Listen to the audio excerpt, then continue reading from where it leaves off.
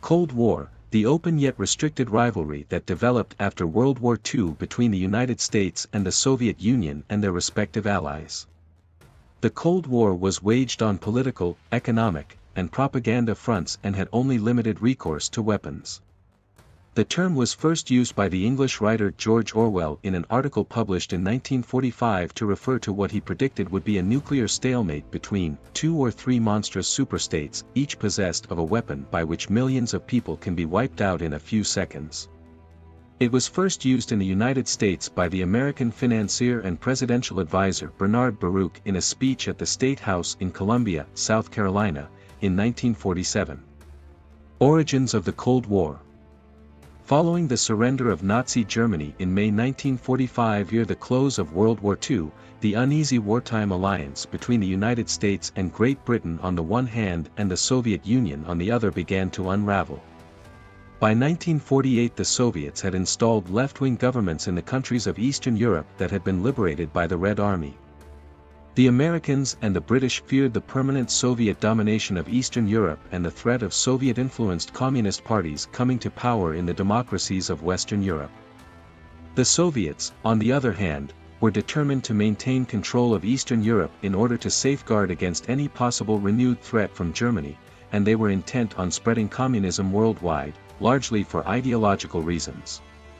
The Cold War had solidified by 1947–48, when U.S. aid provided under the Marshall Plan to Western Europe had brought those countries under American influence and the Soviets had installed openly communist regimes in Eastern Europe. The struggle between superpowers. The Cold War reached its peak in 1948–53.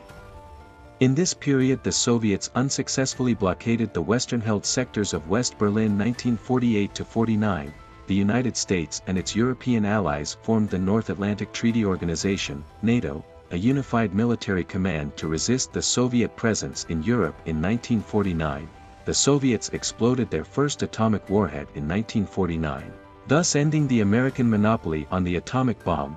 The Chinese Communists came to power in mainland China in 1949, and the Soviet-supported Communist government of North Korea invaded US-supported South Korea in 1950, setting off an indecisive Korean War that lasted until 1953. From 1953 to 1957 Cold War tensions relaxed somewhat, largely owing to the death of the longtime Soviet dictator Joseph Stalin in 1953, nevertheless, the standoff remained. A unified military organization among the Soviet bloc countries, the Warsaw Pact, was formed in 1955, and West Germany was admitted into NATO that same year. Another intense stage of the Cold War was in 1958–62. The United States and the Soviet Union began developing intercontinental ballistic missiles, and in 1962 the Soviets began secretly installing missiles in Cuba that could be used to launch nuclear attacks on U.S. cities. This sparked the Cuban Missile Crisis, 1962, a confrontation that brought the two superpowers to the brink of war before an agreement was reached to withdraw the missiles. The Cuban Missiles Crisis, 1962. The Cuba got involved in the Cold War when U.S. broke off its diplomatic relations with Cuba in 1961, and Soviet Union increased their economic aid to Cuba. In 1961, the USA planned Bay of Pigs invasion of Cuba, intending to overthrow the head of Cuban state, Fidel Castro, who was backed by the Soviet Union. However, the operation failed. Fidel Castro then appealed to the Soviet Union for military help, to which Soviet Union decided to set up a nuclear missile launchers in Cuba aimed at the USA. Cuban Missile Crisis brought two superpowers on the brink of a nuclear war. However, the crisis was averted diplomatically. In the late 1950s, both the United States and the Soviet Union were developing intercontinental ballistic missiles. In 1962 the Soviet Union began to secretly install missiles in Cuba to launch attacks on U.S. cities. The confrontation that followed, known as the Cuban Missile Crisis, brought the two superpowers to the brink of war before an agreement was reached to withdraw the missiles.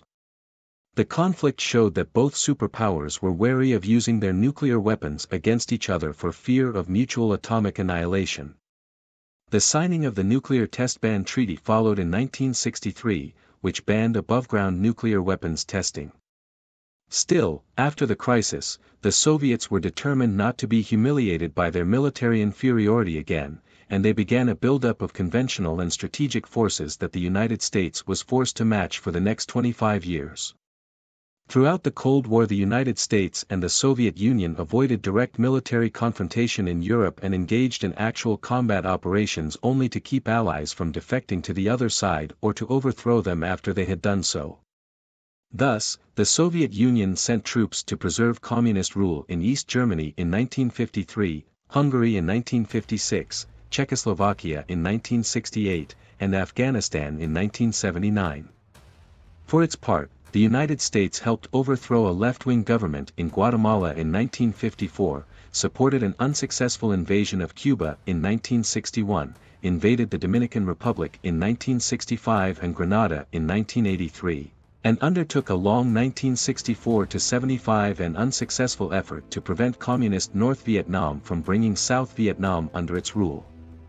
Toward a new world order.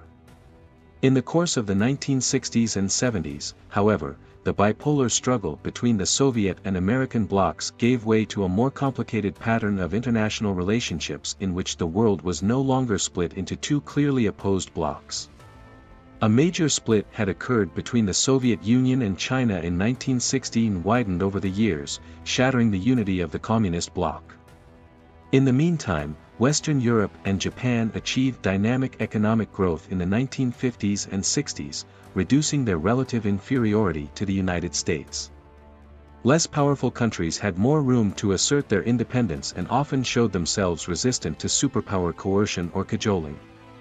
The 1970s saw an easing of Cold War tensions as evinced in the Strategic Arms Limitation Talks, SALT, that led to the SALT I and II agreements of 1972 and 1979, respectively, in which the two superpowers set limits on their anti-ballistic missiles and on their strategic missiles capable of carrying nuclear weapons.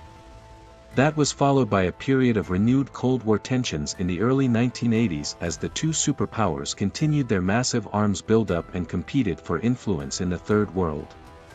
But the Cold War began to break down in the late 1980s during the administration of Soviet leader Mikhail S. Gorbachev. He dismantled the totalitarian aspects of the Soviet system and began efforts to democratize the Soviet political system. When communist regimes in the Soviet bloc countries of Eastern Europe collapsed in 1989-90, Gorbachev acquiesced in their fall. The rise to power of democratic governments in East Germany, Poland, Hungary, and Czechoslovakia was quickly followed by the unification of West and East Germany under NATO auspices, again with Soviet approval. Gorbachev's internal reforms had meanwhile weakened his own Communist Party and allowed power to shift to Russia and the other constituent republics of the Soviet Union. In late 1991 the Soviet Union collapsed and 15 newly independent nations were born from its corpse, including a Russia with a democratically elected, anti-communist leader. Important events of the Cold War. Berlin Blockade 1948. As the tension between Soviet Union and Allied countries grew, Soviet Union applied Berlin Blockade in 1948. The Berlin Blockade was an attempt by the Soviet Union to limit the ability of Allied countries to travel to their sectors of Berlin.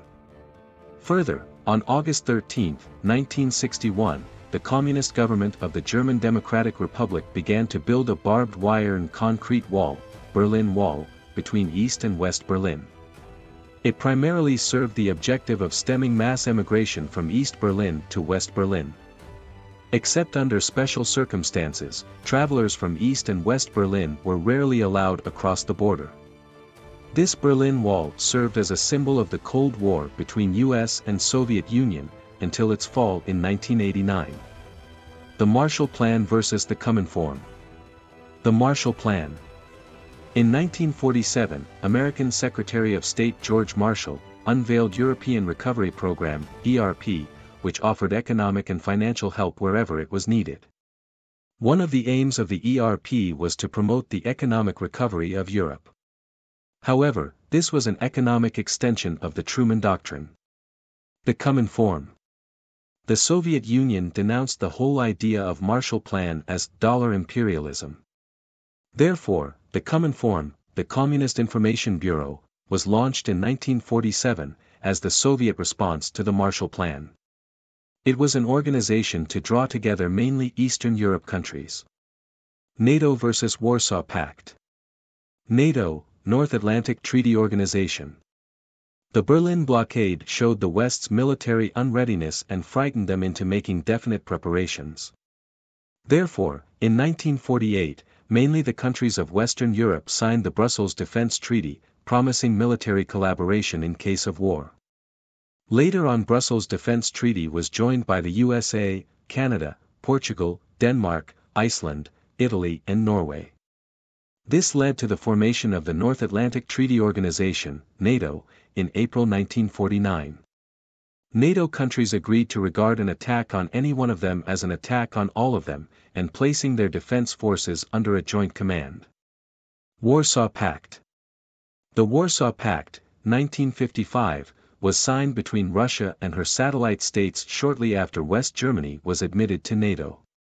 The pact was a mutual defense agreement, which the Western countries perceived as a reaction against West Germany's membership of NATO. Space race. Space exploration served as another dramatic arena for Cold War competition. In 1957, Soviet Union launched Sputnik I, the world's first artificial satellite and the first man-made object to be placed into the Earth's orbit. In 1958, the US launched its own satellite called Explorer I. However, this space race was won by the US, when it successfully landed, the first man, Neil Armstrong, on the surface of the Moon in 1969. Arms race. The containment strategy of US provided the rationale for an unprecedented arms buildup in the United States, reciprocated by Soviet Union. Development of nuclear weapons took place on a massive scale and the world entered into the age of nuclear age. End of the Cold War. In 1991, Soviet Union collapsed due to multiple factors which marked the end of the Cold War, as one of the superpowers was weakened. Reasons of the collapse of the Soviet Union. Military reasons. The space race and the arms race drained a considerable proportion of Soviet Union's resources for military needs. Policies of Mikhail Gorbachev.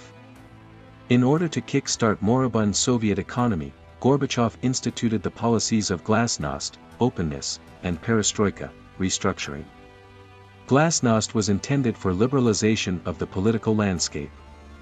Perestroika intended to introduce quasi-free market policies in place of government-run industries. It allowed more independent actions from various ministries and introduced many market-like reforms. Rather than sparking a renaissance in communist thought, these steps opened the floodgates to criticism of the entire Soviet apparatus. The state lost control of both the media and the public sphere, and democratic reform movements gained steam throughout the Soviet Union. Also, there was growing disenchantment in the public due to falling economy, poverty, unemployment, etc. This made the people of the Soviet Union attracted to Western ideology and way of life. Afghanistan War. The Soviet-Afghan, 1979–89, was another key factor in the breakup of the Soviet Union, as it drained the economic and military resources of Soviet Union. Conclusion. The end of the Cold War marked the victory of the US and the bipolar world order turned into a unipolar. However, over the last decade, the position of the US as the world's most powerful state has appeared increasingly unstable. The US invasions of Afghanistan and Iraq, non-traditional security threats, global economic instability, the apparent spread of religious fundamentalism, together with the rise of emerging economic powers, like Japan, Australia, India, China etc., have made the world look more multipolar and has led many to predict the decline of the West and the rise of the rest.